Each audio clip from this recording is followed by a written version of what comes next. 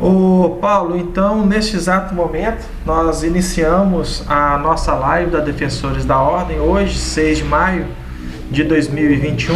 Alguns respeitados defensores da Ordem, número 2885, no Oriente de Lagoa Santa, somos rito brasileiro. Iniciaremos agora a nossa live com o nosso mestre Eleutério Nicolau, com a live Som, Imagem e Percepção. Venerável Paulo Brenca, a palavra está com você. Bom, mais uma vez, obrigado. O Eleutério já é da nossa loja, é um obreiro da nossa loja, apesar da distância, né, Eleutério? Eu já considero um obreiro da nossa loja lá, tal. Mais uma vez, muito obrigado por isso.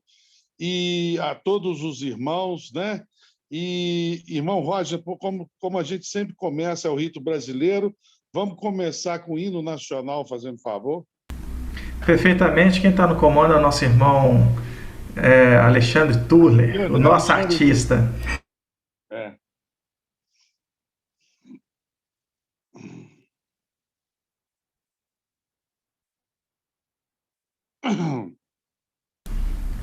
Ô, Alexandre, só não esquece de habilitar o áudio que não está com áudio.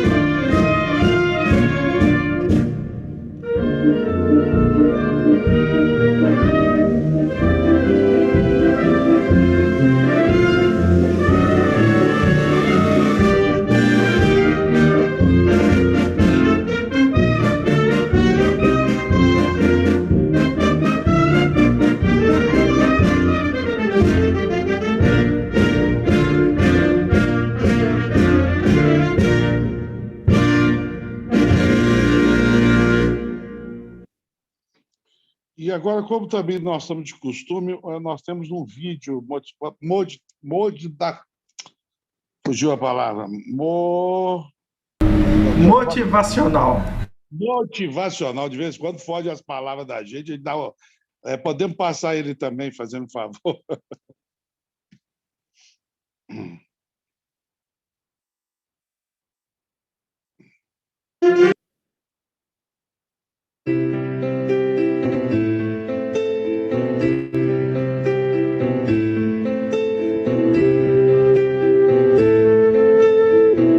Está com som? Sim, Alexandre, estava com som.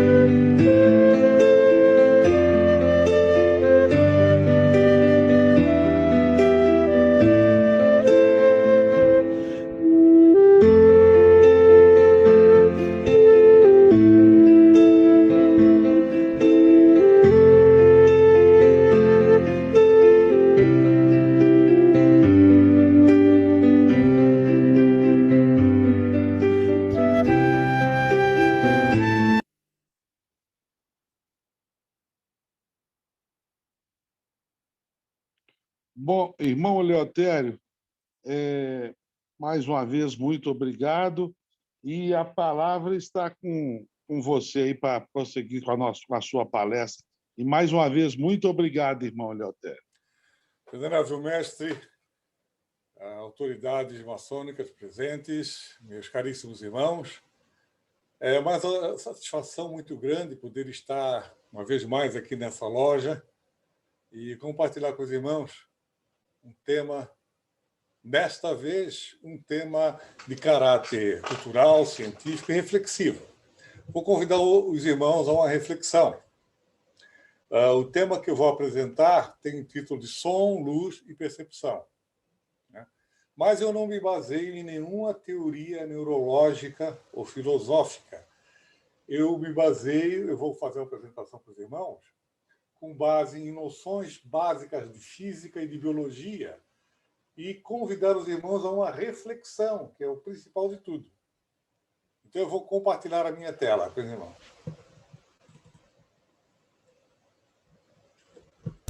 Todos veem? Sim, perfeitamente. Som e imagem estão bons? Perfeito. Então, nós vamos falar sobre som, luz e percepção. Então, nós vamos falar sobre 2 dos 5 sentidos. Então, nós vamos falar sobre este e este. Não falaremos sobre os outros sentidos, sobre esses 2. Depois vamos fazer uma pequena digressão. Para início de conversa, vamos fazer uma pergunta aqui. Uma árvore que cai em um bosque produz algum som se lá não houver alguém para ouvir? E agora? Bom, para se responder essa questão, uma das coisas que precisa se saber é o que é som. O que é som? Vamos abordar por 2 maneiras. Primeiro, que o som é uma onda, uma vibração que se propaga num determinado meio. Exemplo de ondas. Um desenho de uma onda se propagando.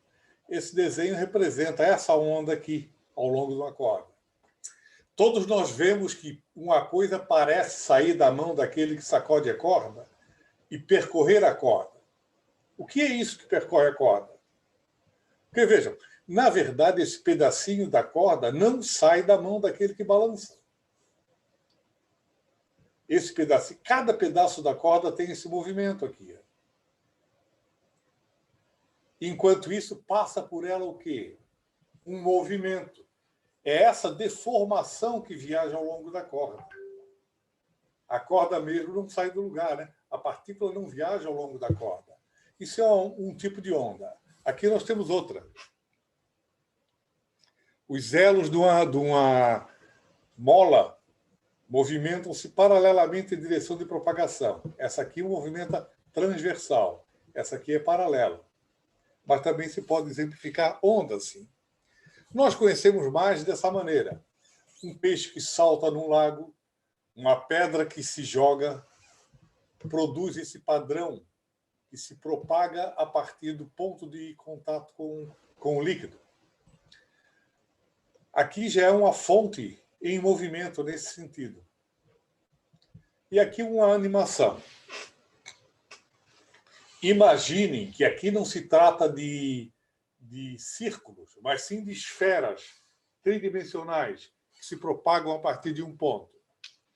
Se conseguirem imaginar isso, terão uma ideia visual do que é uma onda sonora.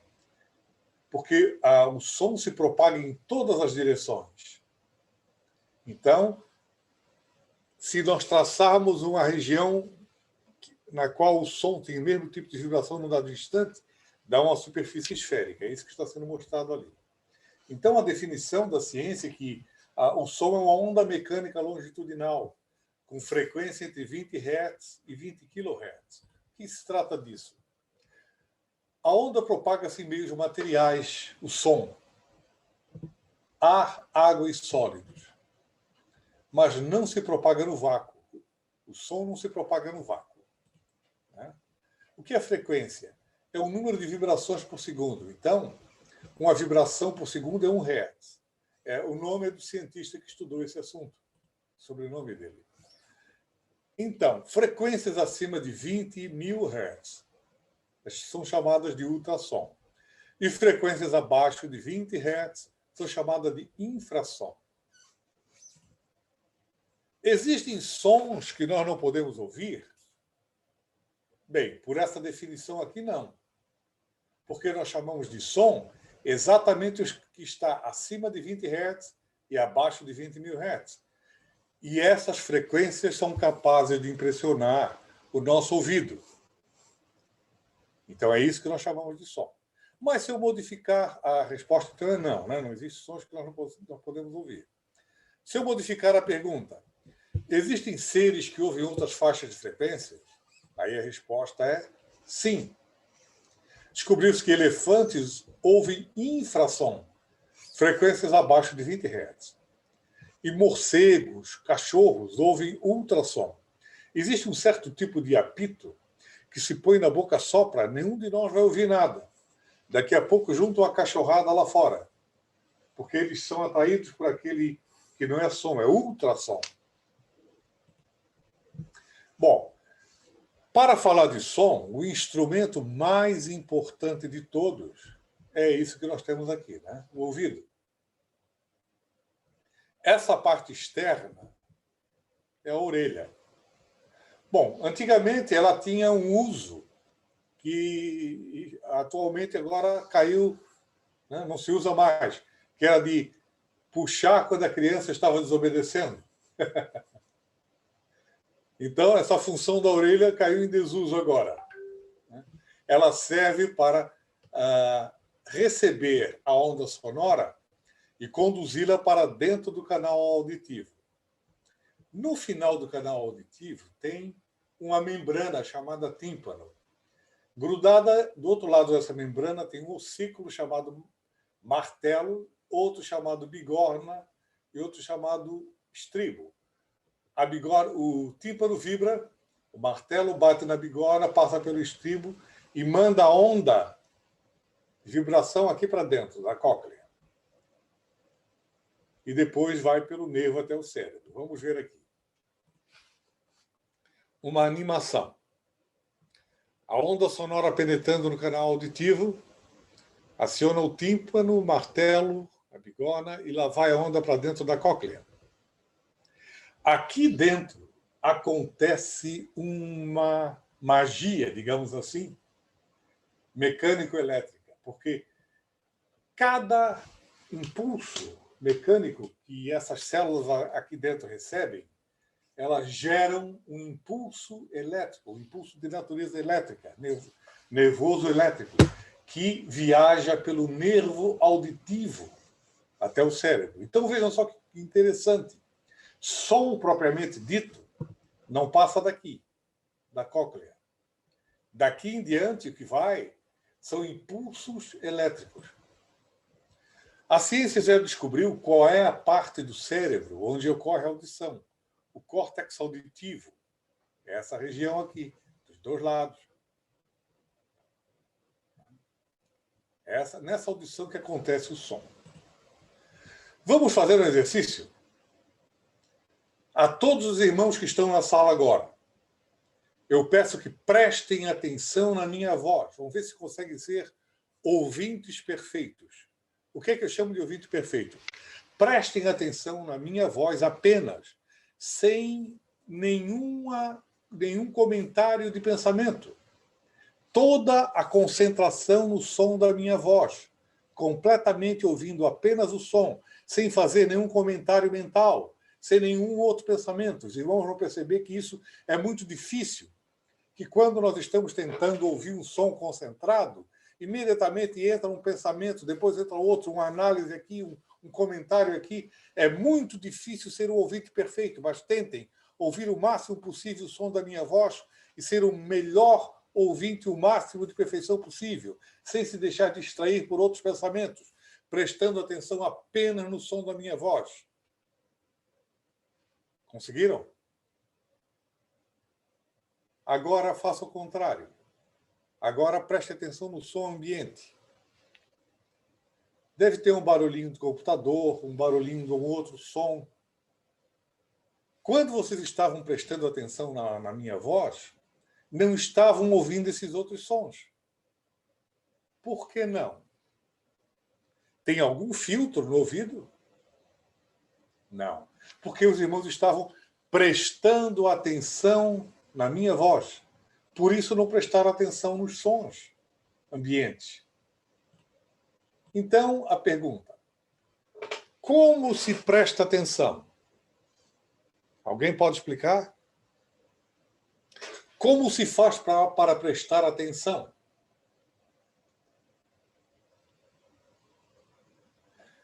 Me parece que a resposta sincera é a seguinte: ora, se presta atenção prestando atenção. Não é essa a resposta? Porque é uma coisa que todos nós sabemos fazer, mas ninguém sabe explicar. Porque nós aprendemos a fazer isso desde a tenra infância. Os estudos mostram que a criança, nos primeiros meses, não consegue tratar bem disso, calibrar bem o ouvido, não consegue prestar atenção. Assim como não consegue ver direito. Mas com o tempo vai aprendendo, e nós aprendemos. Todos nós sabemos prestar atenção. Mas o que se faz para prestar atenção, ninguém sabe. Em termos de física, prestar atenção é recolher daquela onda composta que vai entrando no ouvido de todas as partes, de todas as fontes de som, recolher apenas aquele que nos interessa. E como é que nós fazemos isso? Prestando atenção naquilo que nos interessa. Vejam quanta coisa está em volta disso que eu estou dizendo. Aquilo que nos interessa. Tem o eu que se interessa e que aciona esse decodificador. Né? Então, prestar atenção é isso. É recolher da onda sonora. Vejam só, a onda chega no fundo do tímpano, entra pelo martelo e a bigorna na cóclea é transformada em impulsos elétricos que vão ao cérebro. Então, lá dentro, naquele córtex auditivo, isso a ciência descobriu. Mas o que é exatamente esse decodificador que presta atenção não está claro. É um software? É um mecanismo? Como é que funciona? Ninguém sabe direito dizer isso, mas todos nós sabemos usar esse decodificador. Como é que eu posso provar isso? Os irmãos acabaram de experimentar, de provar. Todos são capazes de prestar atenção. Quando se presta atenção num som, se deixa não é que deixa de entrar no ouvido do outro. Todos entram. Mas é lá dentro do cérebro que esse decodificador que nós sabemos usar recolhe aqueles impulsos que interessam e despreza os outros. Vejam que coisa complexa. E que nós fazemos com a maior facilidade, sem nem saber o que estamos fazendo. Porque se tornou automático. Né? Então, quem ouve? É o ouvido que ouve? É o tímpano? É a cóclea? É o cérebro? Ou ainda mais, é o decodificador, que é um software ou um mecanismo, ou é aquele que aciona o decodificador? Então, prestando atenção, nós chegamos em contato com essa coisa profunda e complexa que é aquilo que nós chamamos de eu. Porque eu quero prestar atenção. Então, eu presto atenção, fazendo tudo isso, acionando tudo isso que eu falei para os irmãos agora, sem nem nos darmos conta. Então, quem ouve é o eu que aciona o decodificador, que recolhe os impulsos elétricos que chegam no cérebro pelo nervo auditivo. Interessante, né? Pensem nisso, percebam isso, se observem, observem o seu próprio funcionamento interior. Então, respondendo à questão inicial, se uma árvore cai num bosque produz algum som se não tiver alguém para ouvir? Bom, se nós nos referirmos ao aspecto físico da onda sonora, essa onda mecânica longitudinal sempre é produzida. Mas isso não depende da presença de alguém. Se nós falarmos de som como a sensação de tom, altura, qualidade, aquilo, o som é metálico, é aveludado, é agudo, é grave. Essas qualidades do som são qualidades pessoais. É preciso alguém para atribuir essas qualidades ao som. Né? Então, a onda sempre existe, mas é preciso alguém para interpretar dessa maneira o som. As sensações dependem de todo o sistema auditivo. Muito bem, vamos falar agora de luz. O que é luz? Luz também tem um aspecto ondulatório. Luz também é onda, só que é uma onda de outra natureza. Uma vez eu li um texto místico onde o autor dizia, bom, tudo vibra, tudo na natureza vibra, nada está parado. Verdade. Nada na natureza está parado, tudo vibra. Mas aí ele começa a dizer, bom, uma certa vibração é som, aumenta a frequência é luz. Não, nada disso. Aí completamente errado. Se eu tenho som e aumento a frequência, eu vou ter ultrassom, jamais terei luz. Luz é outra coisa, é outra natureza. A luz é uma onda, mas é uma onda chamada eletromagnética. São campos elétricos e magnéticos perpendiculares se propagando. Vejam, o som não se propaga no vácuo. Assim, aqueles filmes que a gente gosta tanto de assistir, Guerra nas Estrelas e outros de ficção científica, que dá uma explosão no espaço e se dá aquele barulhão, isso não existe. No espaço, no vácuo, não há propagação do som. Se veria a luz da explosão, mas não se ouviria nada. O vácuo não transporta onda sonora. Mas a luz não depende de um meio para se propagar. Esses campos eletromagnéticos se propagam no vácuo também. Vejam, a luz é um tipo de onda eletromagnética. Quais são as outras? Tudo isso aqui são ondas eletromagnéticas. Frequência extremamente baixa, frequência muito baixa, essa do computador, ondas de rádio, micro-ondas, radiação infravermelha, e aí nós chegamos aqui. Isso é luz. Aqui está escrito, é até uma redundância, está escrito luz visível. Nós só chamamos de luz aquelas ondas eletromagnéticas que os nossos olhos conseguem captar. Então, o que nós chamamos de luz é aquela parte do espectro eletromagnético que é visível. Então, dizer luz visível é redundância. Então, frequência um pouquinho abaixo é infravermelho, um pouquinho acima é radiação ultravioleta, raio-x, raio gama. É preciso entender que todas essas radiações são ondas eletromagnéticas que se propagam com a mesma velocidade, têm a mesma natureza, são diferentes apenas em frequência. Entre 10 elevado à 14ª potência de vibrações por segundo, a 10 elevado à 16ª, aqui dentro fica a luz. Isso é luz. Muito bem.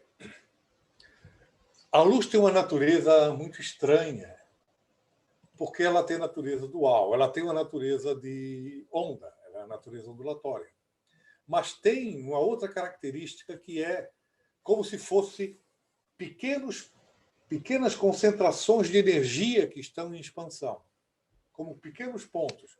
Então, a luz é onda e, ao mesmo tempo, é fóton também, que é chamado de quantum de energia. Então, na verdade, a luz é aquilo que ela é.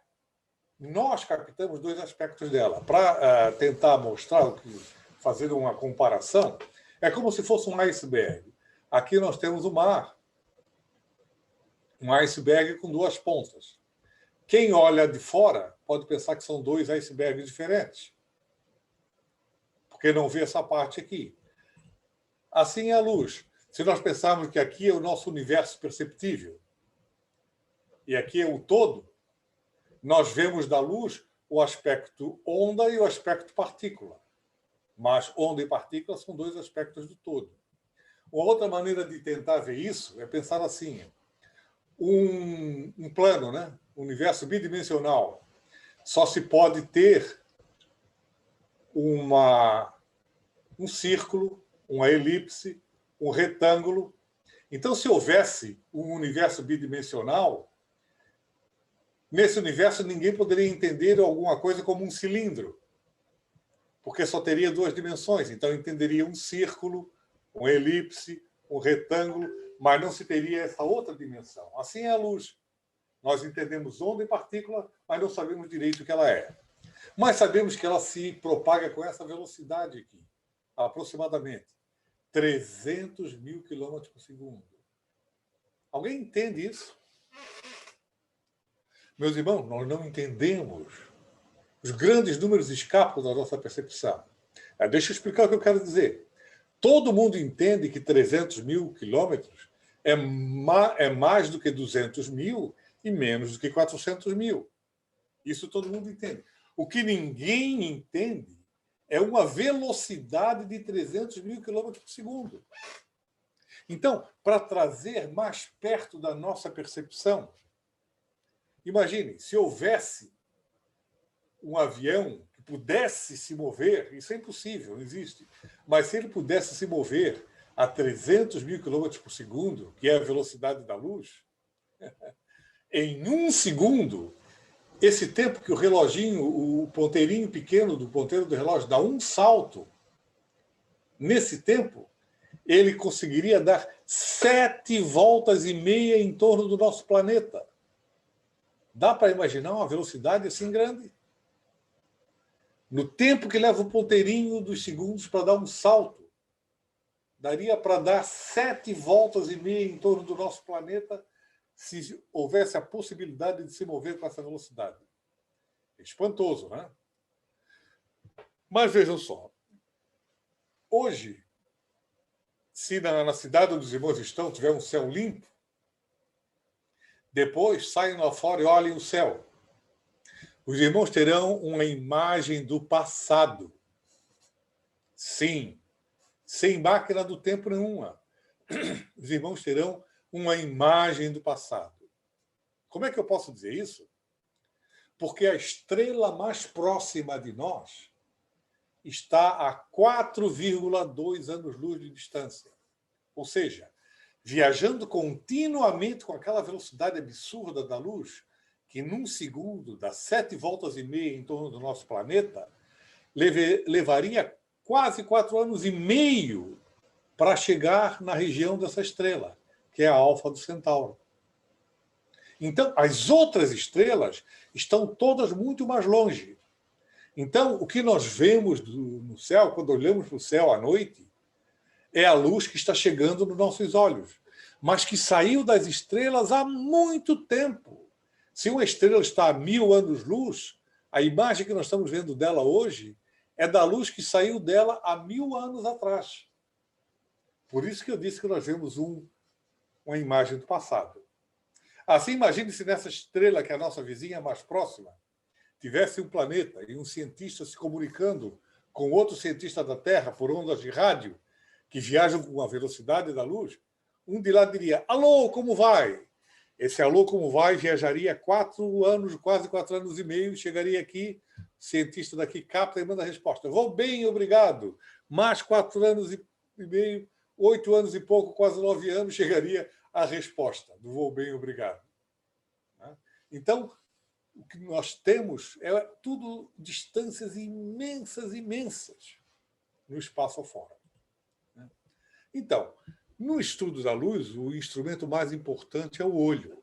Novamente, eu vou falar de aspectos simples da biologia e da física. Não vou entrar na fisiologia do olho. Mas o olho é um pequeno globular, um pequeno esferoide, pequeno, em torno de 2,5 centímetros de diâmetro, que tem esses aspectos principais aqui. A córnea. Logo embaixo da córnea tem um líquido, que é o humor cristalino. Depois temos a íris, aquela parte que é colorida do olho, com a pupila, que é o buraquinho no centro. Logo atrás disso tem uma lente, que é chamada cristalino. Essa lente é muito especial.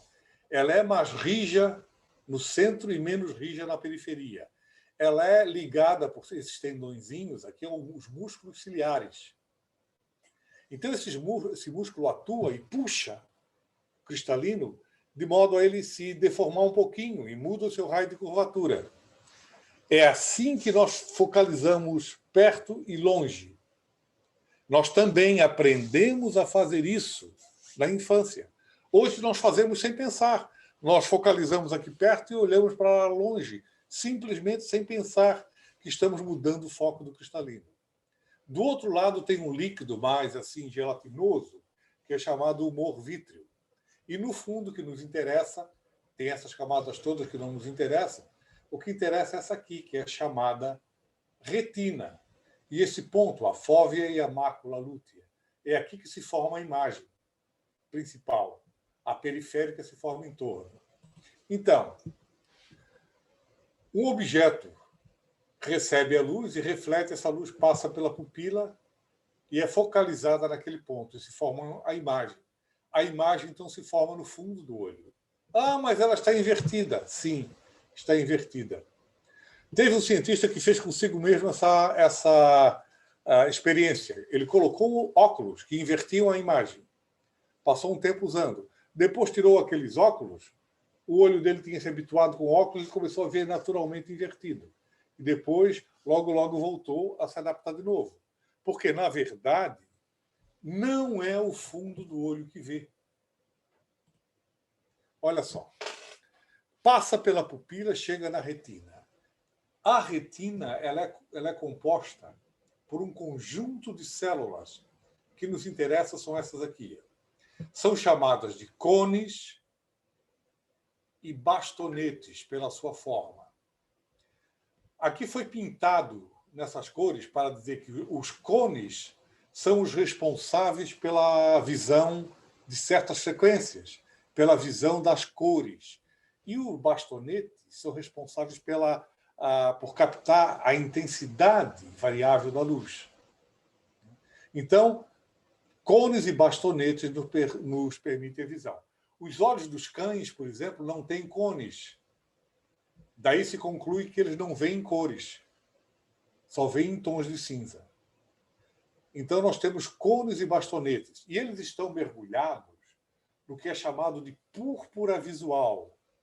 Aqui acontece uma outra magia eletroquímica. Para cada fóton de luz recebido pela retina, é produzido uma amplificação do sinal. Nós temos um sistema amplificador natural que amplifica o sinal e envia pelo nervo óptico até o cérebro. Os nervos se cruzam e vão até lá e transmitem. A parte córtex visual é essa parte aqui. Já se sabe onde se vê. Mas vejam, esse desenho aqui é só ilustrativo. Não aparece, não é formada a imagem dessa maneira aqui, como numa tela de TV. Não acontece isso. Deixa eu voltar lá. Então já se sabe aqui onde que nós vemos. Só que os impulsos que chegam lá são impulsos elétricos. Se fossem colocados numa tela de TV, dariam vários pontos. Mas não forma a imagem. Existe aqui um outro decodificador, ou um software, que interpreta aqueles impulsos elétricos que estão chegando. Notem bem, a luz não está chegando aqui formando imagem, aqui no fundo. Tá? Luz não chega ali. Aqui no fundo não chega a luz. Chegam impulsos elétricos. A luz chega só no fundo do olho, na retina. É ali que a imagem se forma. Dali em diante, pelo nervo óptico e até lá no cérebro, são impulsos elétricos. Então, esse decodificador recolhe esses impulsos elétricos e os interpreta como relações de espaço, como tom, como cor, nos permitindo a visão. Interessante, né? Então, quem vê? Novamente, não é o olho que vê. Claro, nós não vemos sem o olho, mas ele manda a imagem se forma no fundo do olho. É decodificada em impulsos elétricos que viajam até o cérebro. E no cérebro, esse decodificador, que nós sabemos acionar, mas também não sabemos bem como é que funciona, recolhe aqueles impulsos e interpreta como relações espaciais e como cor, como luz, né? Como as diversas cores. Cor é luz. Então, vamos fazer um exercício de percepção. Como é que se dá a percepção? O que é que os irmãos veem aqui? Bom, em branco nós vemos uma taça, não é verdade? Mas em preto nós vemos duas figuras, duas cabeças se encarando, não é verdade? Nariz, boca, queixo, dos dois lados. Vamos a seguir um outro exemplo. Aqui nós vemos um casal de namorados, mas também podemos ver um rosto aqui. Conseguem ver o rosto? Claro que sim, né? Esse é fácil. Esse aqui também. Uma paisagem rural, com as casas, árvore, um menino, ovelhas, que também formam um rosto. Os dois olhos, nariz, bigode. Né? Então, observem. E agora faça o seguinte exercício. Passem de uma observação para outra. Vejam a paisagem e vejam o menino e vejam o rosto. Vejam a paisagem total e depois vejam o rosto. Como é que nós conseguimos ver essas duas imagens? Nós, por acaso, mudamos alguma coisa da onda que entra no nosso olho? Mudamos alguma coisa nos impulsos elétricos que são gerados e viajam pelo nosso nervo óptico até o cérebro? Não. Nós só acionamos, sabemos acionar aquele decodificador para recolher as imagens, os impulsos elétricos que formam a imagem que nos interessa. Então, novamente, tem um aspecto lá dentro que ninguém sabe explicar como funciona, mas nós sabemos usar. Atenção que vai ficar menos fácil daqui para frente. Todos veem aqui fácil, né? Um casal de idosos, a mulher e um homem. Na verdade, o cabelo dela é uma cortina, um mexicano com a colmeia na cabeça, o brinco é uma garrafa de tequila. Né? E entre os dois tem uma taça. Tinham visto a taça? A taça amarela aqui, tinham visto? O senhor idoso, um mexicano tocando guitarra, forma o nariz, a boca e o queixo dele. A orelha é formada pela entrada da casa onde uma mulher está saindo. Passem a percepção de uma imagem para outra. Vejam a taça, vejam os mexicanos, e agora vejam os anciãos que estão voltados para um e para o outro. Cada vez que nós mudamos de uma imagem dessa para outra, nós estamos utilizando esse decodificador e recolhendo dos impulsos que chegam no cérebro aqueles que formam uma e outra imagem. Porque a onda que chega no fundo do olho é sempre a mesma e os impulsos elétricos que são gerados é sempre o mesmo. Porque esses impulsos dependem da onda que chega. Essa diferente maneira de ver a imagem é uma interpretação que acontece lá dentro. Essa aqui é sensacional. Foi criada em 1905. Um cartunista criou o desenho e ele deu o nome de Minha Mulher e Minha Sogra. Ele parece que não gostava muito da sogra, porque a mulher ele fez bonitinha. Vejam só. Mais tarde, alguns psicólogos pegaram essa imagem e começaram a usar para tirar informações a respeito do modo de pensar das pessoas. Então, veja. Todos veem a moça, né? A moça está aqui, ó. Ela está voltada para dentro da tela. O rosto dela está virado, voltado para dentro da tela. Aqui está o nariz, o cílio, ela tem um chapéu, enfeite aqui de chapéu, né? Uma estola sobre os ombros, uma estola de peles, o queixo da moça, até com um sinalzinho que era moda na época, o queixo, e a orelha, a gargantilha e o colo. Todos viram a moça. Agora vejam a sogra. A sogra ele fez como uma caricatura. Se não viram ainda, a sogra está de perfil. O queixo da moça é o narigão da sogra. Vejam aqui o nariz. A gargantilha da moça é a boca da sogra. E o colo da moça é o queixo da sogra. E a orelha da moça é o olho da sogra. Então, a sogra de perfil aqui fica uma caricatura. Por isso que eu disse que ele não gostava muito da sogra. Ele disse que era minha mulher e minha sogra. Agora, mudem a percepção dos irmãos. Vejam a moça e vejam a velha. Troquem a percepção. Vejam a velha. Agora vejam a moça. Cada vez que nós trocamos a percepção, prestem atenção no funcionamento interior dos irmãos. Os irmãos não vão sentir nada, não tem nenhum clique, nem coisa nenhuma, mas nós estamos mudando, estamos acionando esse decodificador interno para interpretar de uma maneira aquela onda que está chegando e de outra maneira para poder ver as duas imagens diferentes. E essa aqui? As colunas são prismáticas ou são cilíndricas? Essa aqui é fácil, né? Porque alguém vai dizer, não, isso é fácil. Quando eu olho aqui para cima, eu vejo duas colunas prismáticas. Quando eu olho aqui para baixo, eu vejo 3 colunas cilíndricas. Tá? E quando olha para o meio, o que vê? Aí a coisa fica meio mesclada, né? Se mistura um pouco as duas percepções. Agora, o ponto mais difícil. Uma caixa transparente, uma caixa de vidro. A primeira visão mais simples que se tem dela é que essa face A, B, F, E está aqui na frente. A face de cima é A, B, C, D, é a face que aponta para cima. A face do lado direito é B, C, G, F.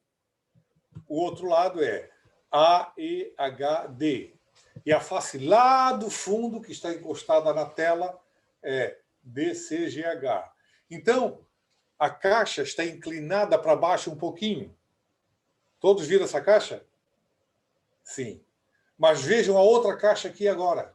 Nós temos uma outra caixa que está virada para a direita e voltada para cima, onde a face da frente é DCGH. Para tornar mais fácil, olha aqui. Ó. Viram agora, né? A caixa nessa posição. Mas eu quero que os irmãos vejam essa caixa no outro desenho. Certo? Então, aqui está a outra caixa.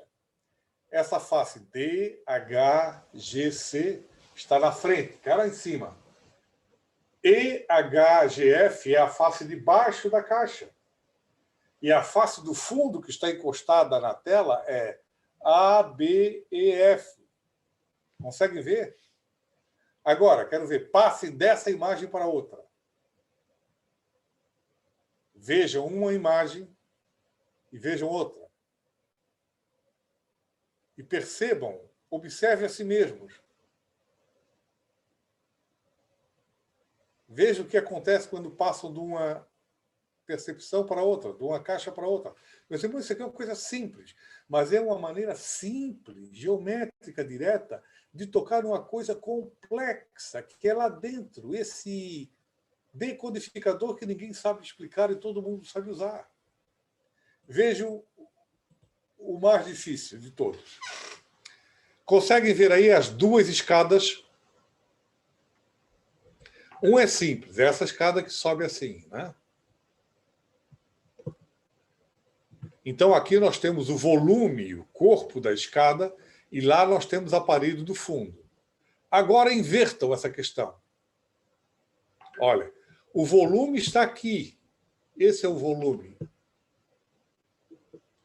Essa é a parede do fundo.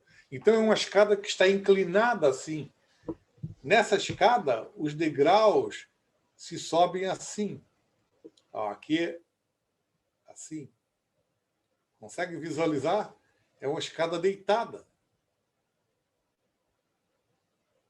Tá?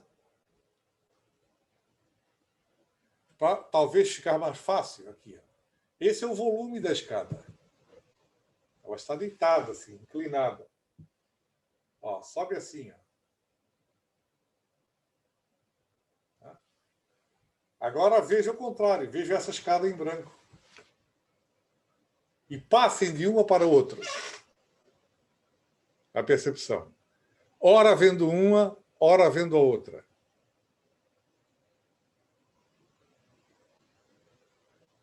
Tem pessoas que têm dificuldade em fazer essa visualização. Mas a onda luminosa que leva a imagem é sempre a mesma. Essa diferença de visualização é lá dentro. Nós é que fazemos. Então, quem vê? Não se vê sem o olho, mas não é o olho que vê. No fundo da retina, lembrando, repetindo, é feita aquela magia, né, eletroquímica que os cones e bastonetes, junto com a púrpura visual, para cada fóton que recebe, emitem um impulso elétrico que viaja até o cérebro e que lá então é interpretado como luz, como cor. Quem vê então é esse eu novamente que está lá dentro, acionando o detetor. Então, a consciência mais a atenção é a percepção, gera a percepção. Consciência mais atenção gera a percepção. Só que as coisas não são assim tão simples. Não é só isso. Porque aqui eu estava me referindo até aqui à percepção consciente. Eu quero ver, eu quero ouvir, eu quero prestar atenção. Mas a nossa percepção não age apenas assim. Existem as funções automáticas. Vejam, conte quantos pontos pretos os irmãos conseguem ver.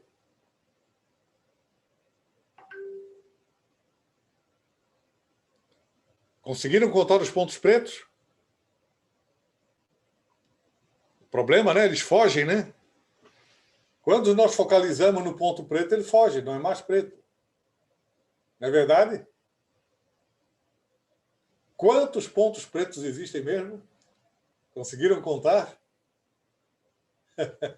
Tem 0 pontos pretos. Não tem ponto preto nenhum. Só tem círculos brancos ali. Os pontos pretos são ilusão de ótica por causa dos quadrados pretos aqui.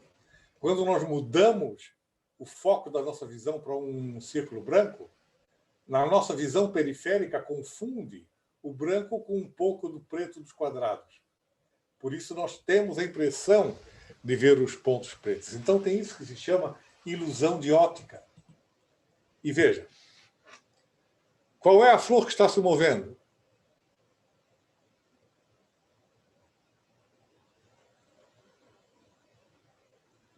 E se eu disser para os irmãos que não tem nenhuma flor se movendo, que todas estão paradas, não tem animação nesse desenho, o desenho é fixo. Novamente, é a nossa visão periférica que nos prega uma peça. Veja que nós vemos mover aquela para a qual nós não estamos fixando o olhar. Fixa o olhar num, as outras parecem se mover. Não é isso? Prestem atenção e observem a si mesmo fazendo isso.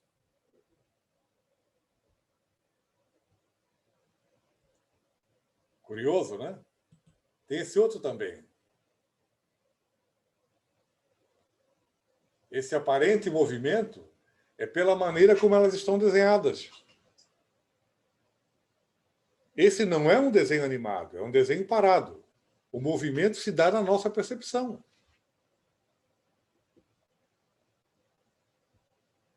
Curioso, né?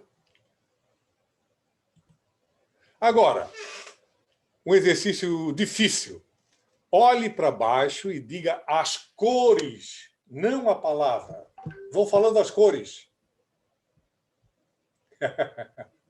Difícil, né? Nós tendemos a ler a palavra, mas não, diga a cor. A cor. A cor. A cor é preto, é vermelho, é amarelo, mas nós tendemos a dizer laranja, verde, preto. Nós tendemos a nossa tendência é ler a palavra. Façam, tenta. Façam o exercício um pouquinho. Tem que forçar para conseguir, e mesmo assim a gente escorrega num e no outro ponto. É porque o lado direito do cérebro tenta dizer a cor, mas o lado esquerdo insiste em ler a palavra. E isso dá o conflito que os irmãos todos estão experimentando. Ninguém deixa de experimentar esse conflito. Agora, isso aqui, a maioria de nós já viu em outros lugares, né? Leia. Alguém pode ler em voz alta?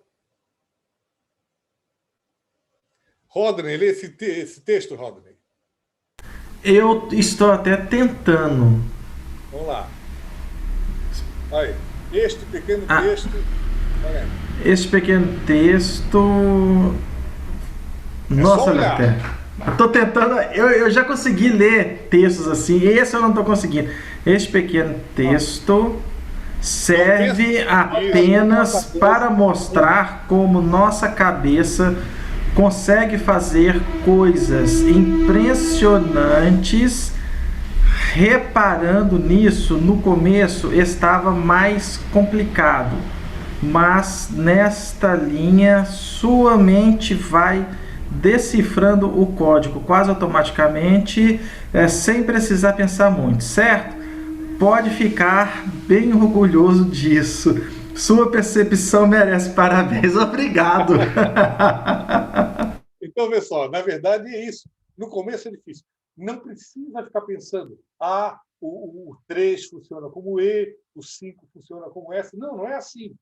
Basta olhar e fica um pouquinho assim, vai tentando. De repente, a coisa faz sentido. São aquelas funções automáticas que a nossa mente executa. Além da atenção, né? Além da vontade, ela vai simplesmente se ajeitando. Quando chega pelo meio do texto, já está praticamente automático, nós já vamos falando normalmente. Esse outro aqui. Se você conseguir ler as primeiras palavras, o cérebro decifrará automaticamente as outras. Aqui tem uma mensagem muito interessante. Vou dar um tempo para que todos leiam. Depois vamos ver se tem um voluntário para ler em voz alta.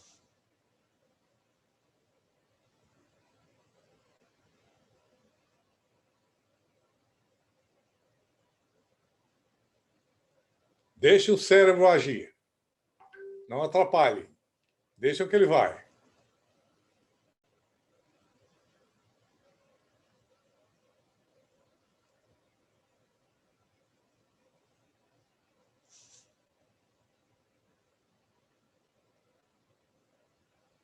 Concordam com a mensagem? Alguém já chegou no fim?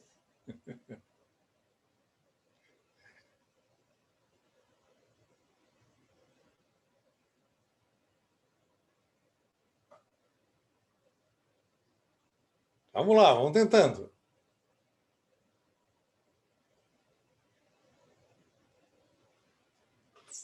Vamos lá? Vão comigo, então.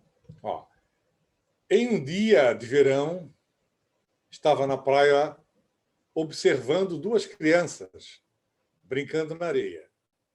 Elas trabalhavam muito construindo um castelo de areia, com torre, passarelas e passagens internas. Quando estavam quase acabando, veio uma onda, destruiu tudo, reduzindo o castelo a um monte de areia e espuma. Achei que depois de tanto esforço e cuidado, as crianças cairiam no choro.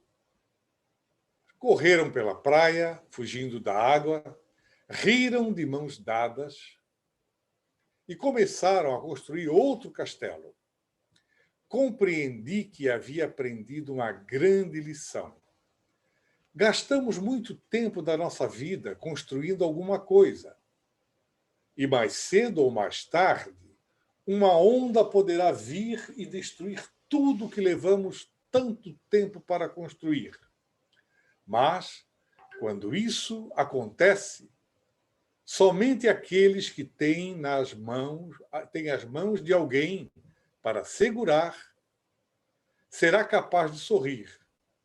Só o que permanece é a amizade, o amor e carinho. O resto é feito de areia. Então, gostaram da mensagem?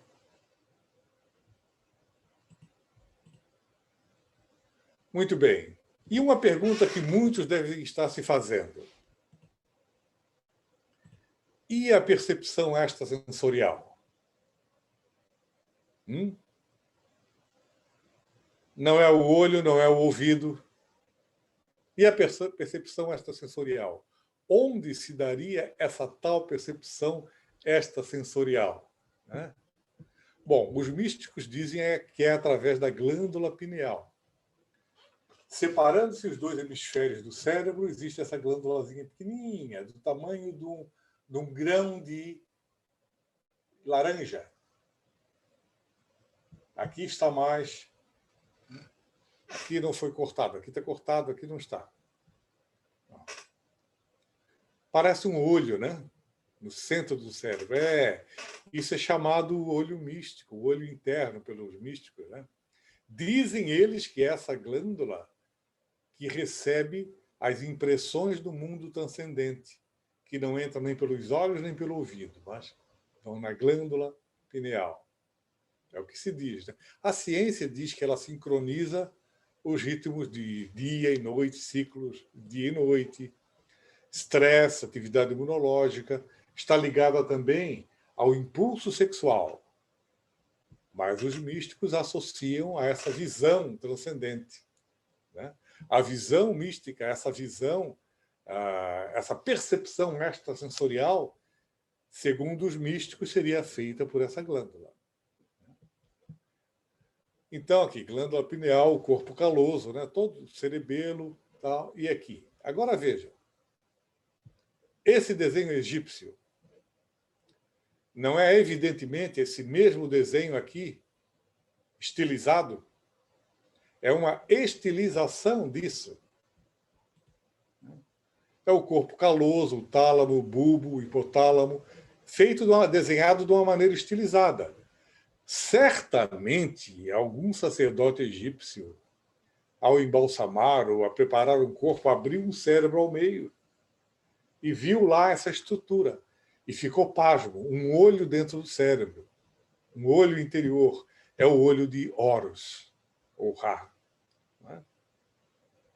E nós não podemos duvidar de que essa estrutura foi representada dessa maneira. Né? Então, essa, segundo os místicos, essa estrutura que produz essa visão transcendental. Né? Bem, tudo isso que eu mostrei para os irmãos certamente despertou mais perguntas do que respostas. Existem tantas maneiras de abordar esse tema, quantas são as figuras que são vistas aqui, ó, as figuras coloridas. Vêm as figuras? Ah, vem círculos coloridos? Ah, é só círculos? E os quadrados? E os triângulos? Quadrado assim, quadrado assim. E os triângulos grandes e os pequenos? E as subdivisões aqui? Vejam quantos tem. Então, são tantas as maneiras de abordar quantas possíveis figuras que nós podemos ver nessa aí. E existe esse princípio aqui. O autoconhecimento começa com a autoobservação. Lembrem daquele antigo dístico que estava lá no templo de Delfos, conhece a ti mesmo. Né? Porque é dito que o autoconhecimento dá ao homem domínio sobre si mesmo e sobre o universo. Bom, o autoconhecimento começa com a autoobservação. Eu convido a todos para começar a se auto-observar. Observem suas próprias reações. Quando lembrarem de alguma coisa, procurem traçar o que no ambiente despertou aquela evocação, daquela imagem ou daquela memória. Porque, vejam só, é pela autoobservação que se chega ao autoconhecimento. E esse é um trabalho que é muito difícil, porque a grande dificuldade vem que o observador e o objeto são o mesmo. Aí a dificuldade. Né? Então, era isso que eu tinha que apresentar para os irmãos, que eu tinha trazido. Eu agradeço aos irmãos pela atenção, seja lá o que for a atenção.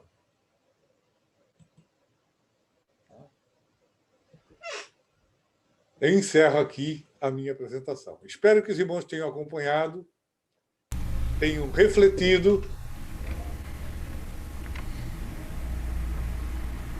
Eu estou disposto a ouvir comentários dos irmãos agora. Venerável Mestre Paulo Brenck, quer fazer alguma intercessão já de uma vez? Não, vamos aguardar. Irmão Roger, nós temos certificado hoje para passar também para o irmão Leotério? Sim, temos sim um certificado para poder passar para o irmão Leotério, lógico. Aí está. Não, Roger. Não apareceu, Rob. Não, então espera aí. Falha nossa. Quero ver o certificado. Pois vai ver agora. Foi só uma barbeiragem minha aqui, rapidinha. Espera aí, pausa só um minutinho.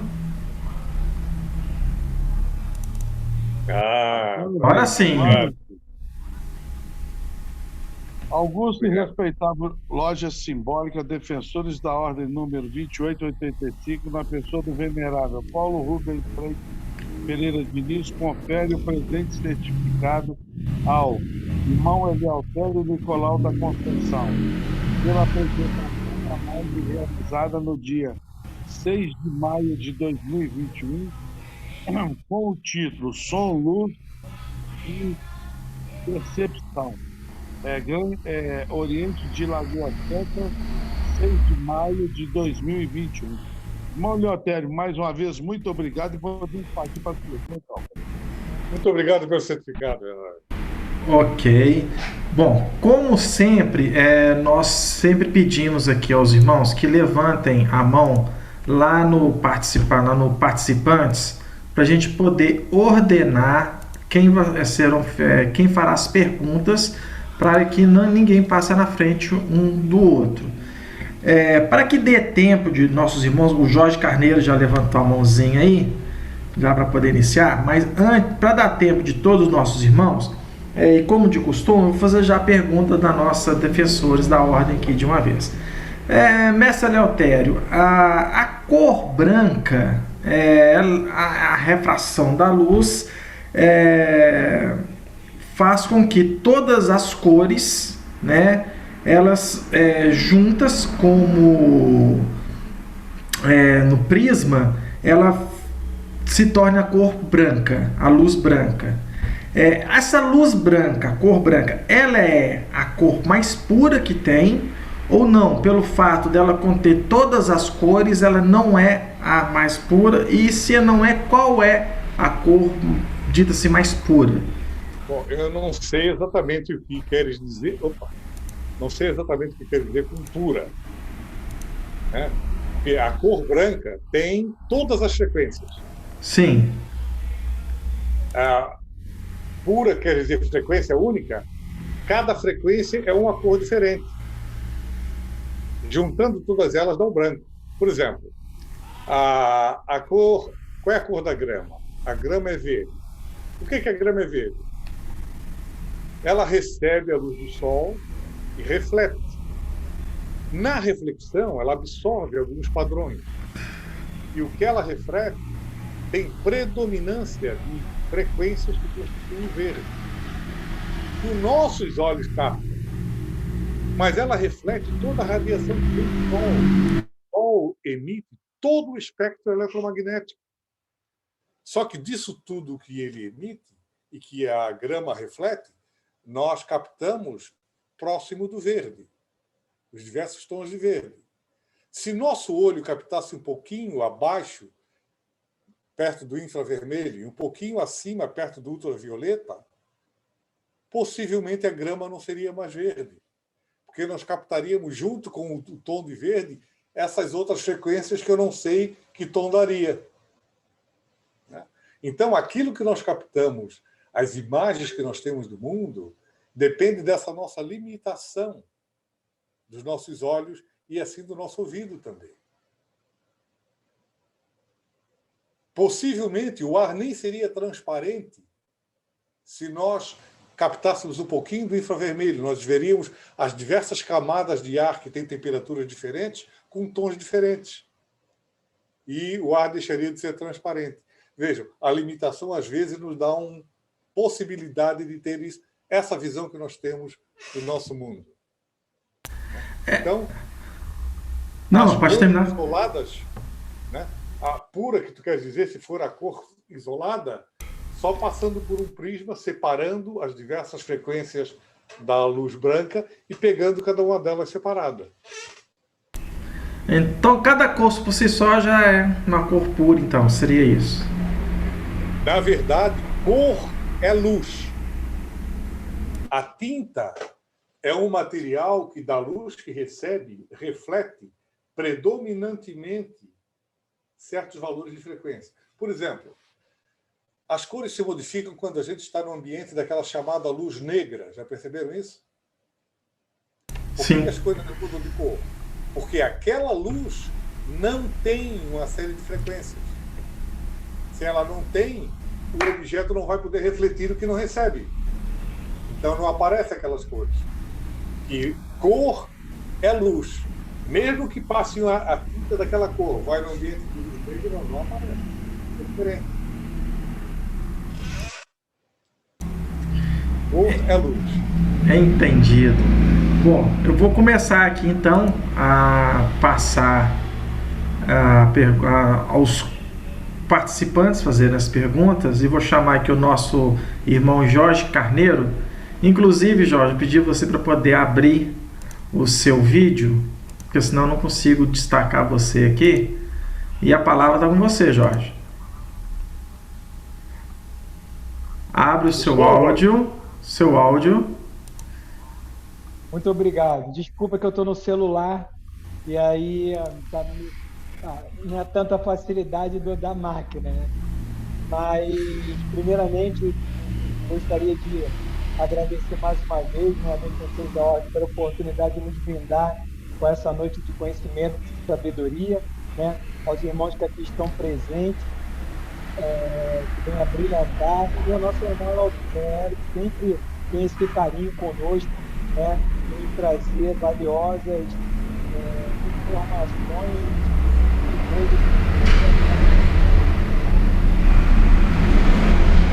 Fechou o som.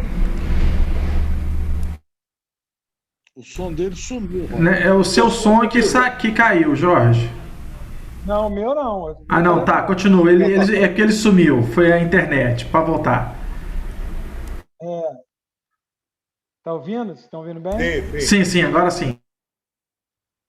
Então, aí, em nome do nosso venerável, agradeço a todos, né? E do nossa irmã Altéria, agradeço aí a presença de todos os irmãos que sempre abrilhantam essa noite, né? Meu irmão, nossa, essa é a temática que o irmão trouxe hoje, né? Só para trazer uma clareza, eu sou da área de telecomunicações, né? e, e, e trabalho muito com a parte de governança corporativa para o ambiente de autogestão, né? Então, tudo é uma questão de perspectiva, né? Que o irmão trouxe hoje, de trazer, de você mudar o mindset, né? De você fazer, e o quanto isso é importante, não só da gente exercitar, mas entender essa questão. Até como ações, como a busca da verdade, entendendo que não existe uma verdade absoluta, né? Nosso irmão Rodney trouxe agora da cor pura, né? Basicamente só tem 2 padrões de cores, né? É o RGB e o CMYK. O resto tudo é feito a partir dessas 3 ou 4 combinações de cores, né? Seguindo as paletas que a gente usa hoje, né? E como bem o irmão falou, né? Dependendo da refração e da fração do que a luz tem, né? A gente seria capaz até de ver os sinais que estão agora na nossa frente de internet, né, de Wi-Fi, né? Mas isso é uma viagem, né? Mas é real, tá, gente? Isso poderia acontecer. Tanto é que quando tem um laser que a gente joga a fumaça, aquela luz do laser ela aparece ali naquele ambiente, né? A gente vê isso aí, como a irmã Enaltério acabou de falar. Então, meu irmão, muito obrigado por trazer essa ciência da perspectiva, porque ela muda tudo, né? Tem um desenho que os sobrinhos gostam de ver, né? Que é a Caverna do Dragão, Domadores de Dragão, que a temática do desenho é isso, né? Eles pegam várias lentes, colocam num tipo de um estetoscópio lá, né? E colocam uma luz. Quando ele coloca, muda tudo, né? Porque quando aquilo estava separado, quando ele junta, aquilo ali projeta, muda toda a realidade, né? E aí o jargão do desenho é isso, né? Isso muda tudo, né? Eu acho que essa noite, né, para quem não tinha familiaridade ou os conceitos que o irmão trouxe para fundamentar, vai mudar muito para todos nós, né, meu irmão? E aí, dentro desse contexto, eu só queria, na verdade, fazer uma provocação, ou, na verdade, que, de repente, o irmão possa me trazer um esclarecimento de uma questão em relação ao olho de Horus, que o irmão apresentou, né? Não vou entrar na questão da polêmica, do negócio, que não é a minha intenção, né? Eu quero fazer uma provocação até para entender que eu acho que aqui é um ambiente que a gente está de forma segura e a gente pode falar isso, né, conhecendo os irmãos que aqui estão, e a gente pode administrar isso de uma forma muito salutar. Será, meu irmão, que quando criaram o olho de Horus, em vez deles terem a percepção do olho de Horus e encontrar no homem, justamente não foi ao contrário? Porque naquela época eles faziam muita autópsia, muitas coisas assim em corpos humanos, né? E será que num processo desse, né, de escala de uma autópsia, alguém não viu isso e Sim. associou, e aí dali criou o olho de Horus? Porque Mas exatamente é essa a minha proposta ali. Então beleza. Porque a gente ouve, a gente às vezes pensa ao contrário, né? Que teve o olho de Horus e o olho de Horus que foi colocado ali. Então, é exatamente essa dúvida que eu queria trazer, ou se eu tinha compreendido correto e se essa interpretação é adequada para esse contexto. Então, é isso. Alguém viu aquela estrutura e viu um olho, ele viu um olho dentro do cérebro, né? E traçou, associou a lenda e tal, e criou toda... Perfeito, maravilha. Eu estou com essa dúvida já há um tempão que eu vi, mas nos outros ambientes não dava para a gente discutir essa questão, porque ia causar mais o furor do que necessariamente crescimento, mas fico muito obrigado, fico muito grato por irmão corrigir esse meu entendimento, ratificar, na verdade, né, e me trazer essa nova perspectiva, né? Então, muito obrigado, meu irmão, pelo seu tempo, pela sua dedicação e o carinho de sempre estar compartilhando e multiplicando o seu conhecimento conosco. Gratidão. Rodney, aqui constado. Muito obrigado, meu venerável mestre Paulo, e a todos os demais irmãos, beijo no coração. Eu vou chamar agora o nosso irmão primeiro vigilante, Marcelo Custódio, estava com a mão levantada aí. Marcelo, a palavra é sua, irmão, fica à vontade.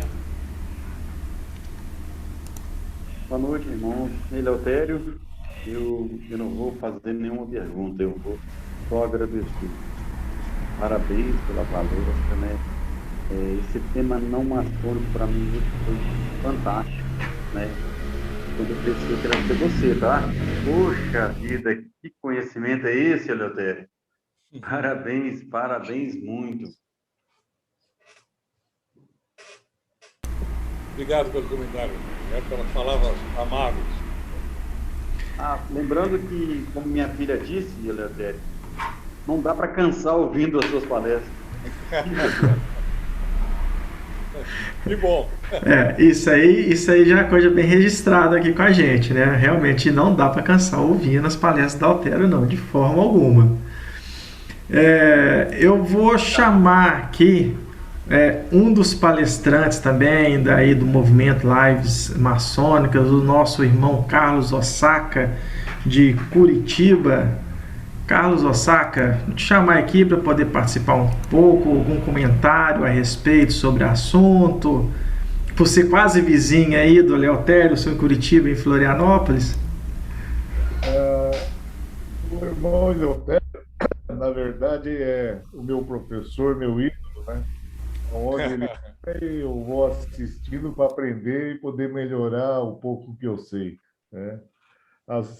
A palestra em si são situações, eu com a formação que eu tenho, tirando as ressalvas que ele complementou, as partes técnicas físicas, né, são da minha formação, né? Mas o Eleutério só tenho falar para ele o quê? Ele é meu mestre, né? Onde ele vai, eu vou atrás para aprender, melhorar a minha fala. Apenas isso. E muito grato aos defensores da ordem, né? Pela minha acolhida e pelo convite. O irmão Osaka é muito generoso com as suas palavras. Osaka, muito... O irmão Gil estava pedindo a palavra também. Não entendi? O irmão Gil estava pedindo a palavra também. Perfeito. Irmão Gil, fica à vontade. Deixa eu só localizar ele aqui para mudar. Gil Losso. Perfeitamente, Gil, fica à vontade. Igreja da Liberdade, Florianópolis, Santa Catarina. Irmão Eleutério, eu quando ouvi a sua pergunta, né, da nossa capacidade de pudéssemos enxergar o ar, me veio à mente uma neura que eu tenho desde o início da Covid, que se tivesse um contraste que a gente pudesse enxergar, né, onde ele caía, porque é transmitido por gotículas e ficaria num ambiente liso, né, que a gente pudesse identificar, eu acho que ajudaria muito a gente se defender disso, né? Se a gente tivesse essa capacidade, né? E provavelmente dentro que explicasse aí é que a gente não consegue enxergar, né? Não consegue enxergar o ar e talvez se tivesse um contraste, volto a dizer, a gente pudesse identificar quando alguém tivesse, né, expelindo esse vírus, né? Ou em algum ambiente que ele caiu, ou num botão, ou num corrimão, coisa assim, seria muito interessante para a gente se defender do vírus, né? Com certeza. Seria muito bom se pudesse fazer isso, né?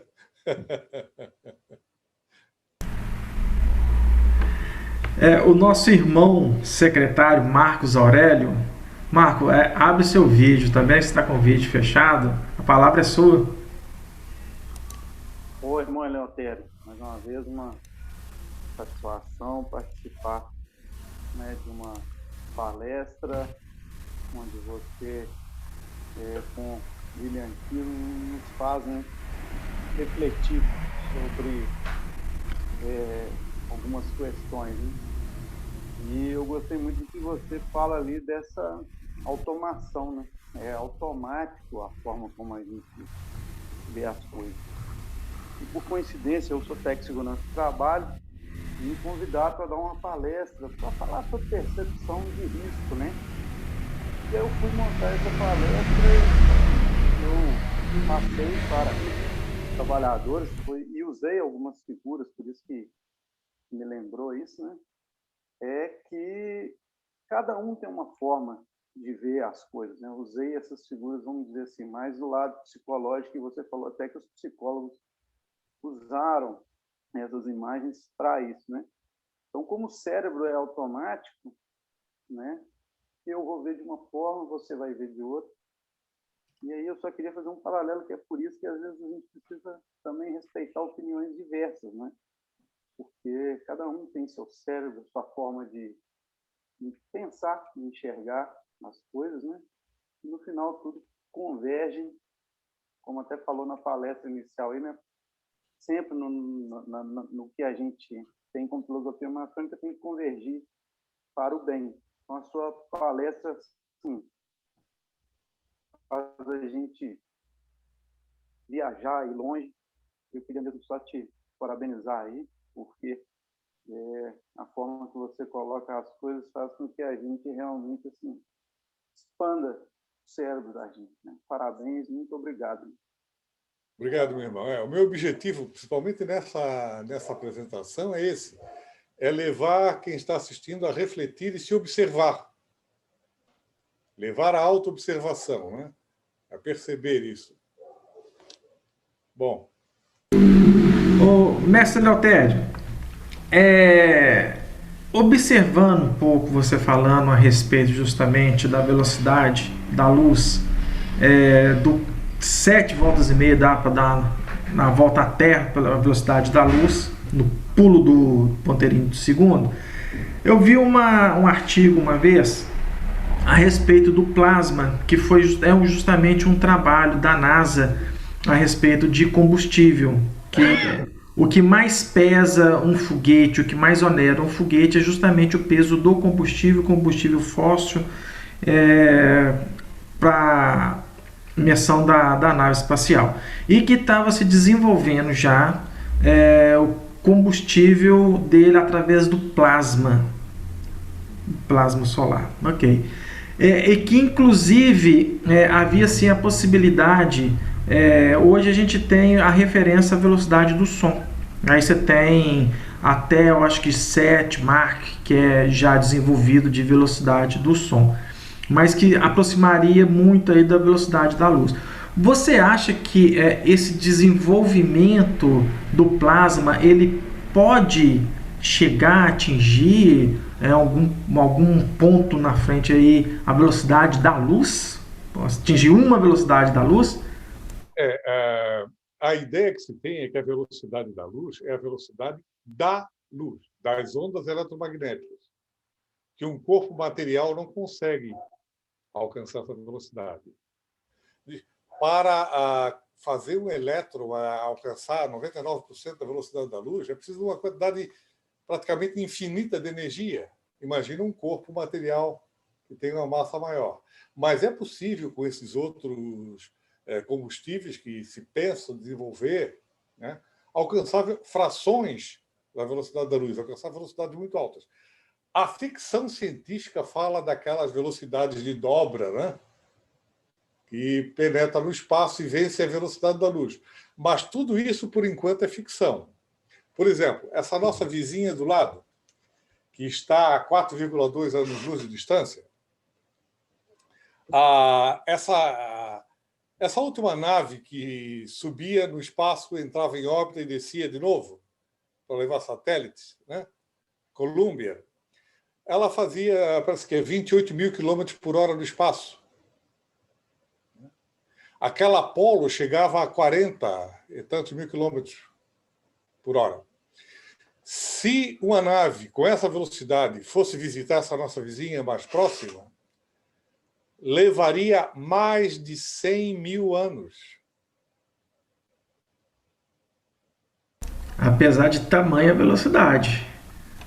Agora imagina que um motor desses novos aí que estão desenvolvendo consiga imprimir numa nave 1 milhão de quilômetros por hora. É uma coisa gigante, né? Sim. 1 milhão de quilômetros por hora. Ainda assim, para visitar essa nossa vizinha do lado aqui, vizinha da porta aqui, levaria mais de 5 mil anos com essa velocidade. 1 milhão de quilômetros por hora. As distâncias no espaço são muito grandes. E aquela questão, à medida que a velocidade vai aumentando, muito, tendendo a se aproximar da velocidade da luz, o espaço muda, as coisas todas se transformam.